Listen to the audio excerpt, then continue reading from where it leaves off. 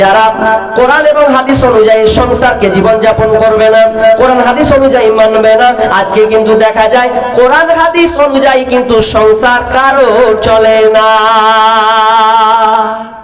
চলে না, ওই জন্য আল্লাহ বলছেন আমি গৃহযুদ্ধ লাগিয়ে দেব। স্বামী স্ত্রী শান্তি থাকবে না, প্রতিবেশী এক প্রতিবেশী শান্তি থাকবে না, ওর সাথে ঝগড়া করবে, মাথা মারা ফাটাফাটি লাগালাগি সবসময় লেগেই থাকবে। বলেন একটা লোক হাত তুলে বলেন যে আমার পরিবারটা কোরআন হাদিস অনুযায়ী চলে। বুক ফুলিয়ে একটা লোক বলেন না, দেখি না। আমিও তো পারছি না, আমিও বেকায়দা হয়ে গেছি। কোরআন হাদিস অনুযায়ী সংসার চালা প্রমাণ নাই, অথচ সব নিজেকে বাহাদুর মনে করি যে আমার চাইতে ভালো কে আছে। কোরআন হাদিস অনুযায়ী চলে না। চলে? আপনার বেটার বিয়ে দিয়েছিলেন, যে আপনার বেটা যে বিয়ে দিয়েছিলেন কিভাবে বিয়ে দিয়েছিলেন গো? বলছে আমার বেটার বিয়ে দিয়েছি 10 খানটা বুলেট গাড়ি ছিল, না এই সরি 4 চাকা ছিল, বোলেরো 8 খানটা আগা দিকে সাজানো ছিল, খুব ধুমধাম করে খাইয়েছি গো, ছেলে মেয়ে একাকার হয়েছিল গো। আজকালকার মেয়ে, আজকে অনুষ্ঠানগুলো এত নোংরাই চলে গেছে। আগে তো ছেলে মেয়ে একসাথে খাওয়ানো হতো না, এখন তো মডার্নিং যুগ, একসাথে খাওয়ানো হয়। ওই বেড়ি ছেলে হা করো তো আপনি দেখবেন, হা তো ও ভরছে, ওখানে বেড়ি ছেলে এখানে বাটা ছেলে একসাথে খাচ্ছে। আর এরা তো চুল উড়িয়ে নিয়ে চলে আসছে, এমন সুন্দর করে চুল উড়াচ্ছে রে বাপরে বাপ, শ্যাম্পু মেখে সেন্ট ব্যবহার করছে। আমি যখন ইমামতি করছিলাম, এখন তো ইমামতি করি না, আর তার মূল কারণ বিয়ে পড়া ঝামেলা খুব। একটা আলেম ওলামা ভালোভাবে বিয়ে শুধু হালাল যদি হয় তাহলে খুদ বাটা দিয়ে দিলে তুই কবুল, তুই কাবিল, তুই কবিল, তুই সব কবুল করলে তুই ঝামেলা শেষ। এতটুকুই, ভালো নাই গো বিয়ে আজকালকার। একটা আলেমের কথা পর্যন্ত এখন লাই না মানুষ, থাক তুই মলবি, তুই মসজিদের ডিউটি থাক, ওকে কেয়ার করে না। তা আমি মসজিদ থেকে বাড়াচ্ছি আর একটা জায়গায় বিয়ে লেগেছে, তো মেয়েটা এত সাজান সেজেছে মনে হচ্ছে ওরই আজ বিয়ে আছে।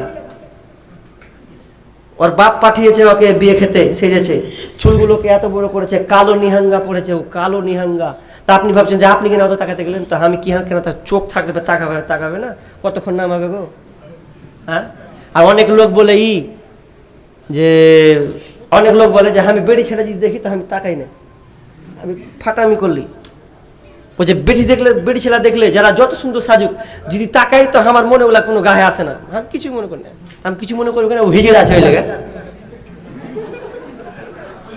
ও যে হিজড়া আছে ওরকম। পুরুষ একটা নারী সৌন্দর্য করে সাজেটা আকর্ষণ পুরুষের উপরে যাবে, সে একটা হয়তো দৃষ্টি পরে সংযত করবে, কিন্তু মেয়ে যদি যায় তো ওকে কেমনই একটা লাগবে যে একটা মেয়ে, ছেলে মেয়ে, এটা আকর্ষণ আল্লাহ তাআলা এটা সৃষ্টি করেছেন।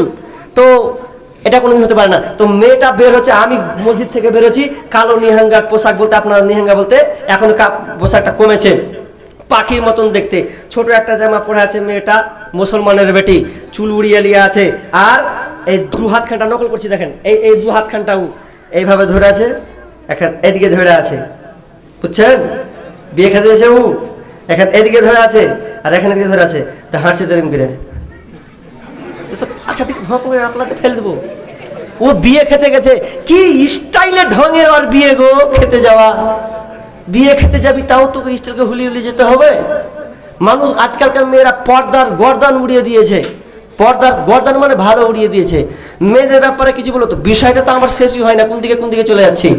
লম্বা দিয়েছেন আমাকে, লম্বা আমি খেটেছি 2 ঘন্টা মতন, বিষয়টা আমার তৈরি করা আছে। তো এখন কথা বলল 12টা 25। তো কি বললাম যে আজকাল বলতে পারবেন না যে আমার ছেলে মেয়ের বিয়ে দিয়েছি ইসলাম শরীয়ত অনুযায়ী, নাই বললে চলে। শুধু যদি বলেন কোনটা, তো খালি ওই মৌলানা যে খুতবাটা পড়িয়ে দেয় বিয়েটা, ওটা বাকি শরীয়ত সম্মত দেখাই যায় না, নেই। তাহলে এগুলো থেকে আপনাকে বাঁচতে, ওই জন্য বলছেন, বিষ্ণু বলছেন যারা কোরআন হাদিস অনুযায়ী সংসার জীবন যাপন করবে না, চালাবে না, আল্লাহ সুবহানাহু ওয়া তাআলা ওই বাড়িতে, ওই সংসারে, ওই এলাকায়, ওই গ্রামে গৃহযুদ্ধ লাগিয়ে দেবে। এবার আমি যা বললাম, আমি বিষয়ের দিকে যাচ্ছি, বিষয়ের দিকে আছি অবশ্য, কিন্তু কথাটা হলো যে আমাকে ফিদিয়া দিলাম, যাকাত আলোচনা করলাম, এবার আমি আলোচনা করব সাদাকা। সাদাকা মানে এর কোনো নির্দিষ্ট নাই যে আপনাকে এখনই দিতে হবে। সাদাকা মানে আপনি ইচ্ছা মতন এখন দিবেন, কালকে দিবেন, পরশু দিবেন, এর কোনো টাইম নাই। আপনি যখন পারবেন তখন আপনি দিবেন, এতে কোনো সমস্যা নাই।